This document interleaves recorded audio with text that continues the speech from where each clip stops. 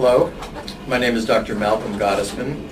I'm going to talk to you today about some aspects of MS and lifestyle.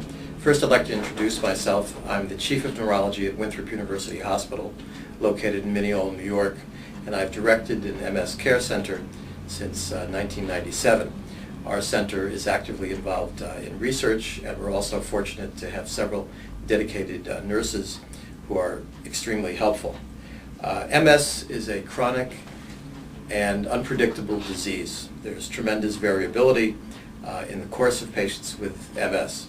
Living with uncertainty can be very difficult. Certainly living with disability is very difficult. Unfortunately, there is no cure for multiple sclerosis. We have effective treatments, and they should be started as early as possible. But in addition to the medical treatments, which are essential to the treatment of MS, to fully enjoy life and have a meaningful life, one must pay attention to other aspects of living, which sounds silly what I'm saying, but I'm talking about emotional health, nutrition, exercise, lifestyle choices.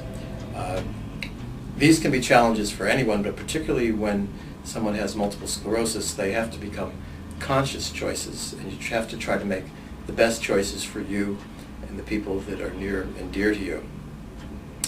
I suggest involving your family or significant other or loved ones as much as possible in explaining what MS is, explaining about this disease and its limitations and how it may affect you.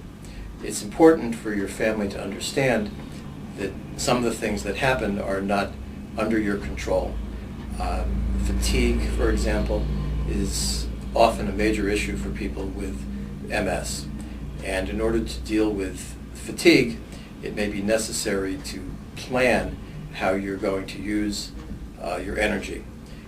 For example, rather than parking a long distance from a store and struggling across a parking lot, if you are having difficulty with leg strength, it would make more sense to use some sort of assistive device to get across the parking lot and save your energy for being in the store.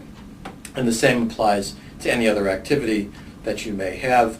If there's something going on with your kids, to save your energy for that. And your family should hopefully understand and support your choices. It's very difficult to change your self-image. Most people who develop MS do so either as middle-aged or younger people when they really have no significant physical limitations. And suddenly you have to deal with these problems, which usually in the lifespan only come much later. I would definitely suggest supportive counseling and being in support groups. These are offered by the Long Island MS Society, which is an excellent organization and has much to offer in terms of support, emotional support, both for the patient and family members. There are also support groups for children. And education is very important. I'm going to touch on a few other issues. One is exercise. The saying, no pain, no gain, is not the model to use for physical therapy or exercise with multiple sclerosis. This is not a situation where you want a trainer to push you a little bit harder. With MS, it's necessary to do stretching exercises often, light strengthening, and not to exhaust yourself. Increased body temperature should be avoided, not because it's medically harmful, but it can worsen MS symptoms. So it would be necessary, for example, if you're going on an outing with your family, to try to plan it so that you don't do it in the middle of the day when it's the hottest time, and even to get a wheelchair if it's needed, because you'll be accommodated very nicely in many places.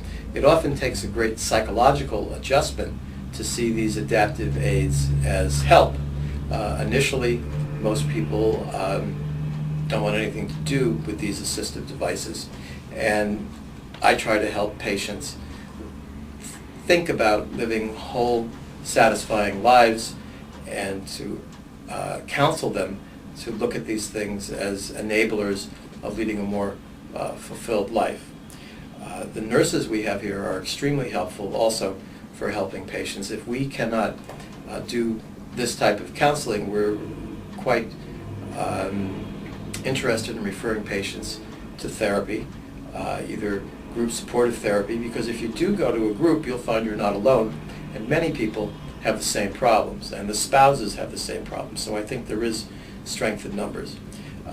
Depression can occur with MS, both because of the fact there are sometimes limitations, and also MS is a disease of the brain, and sometimes there is a biological depression that occurs because the brain is affected with this problem.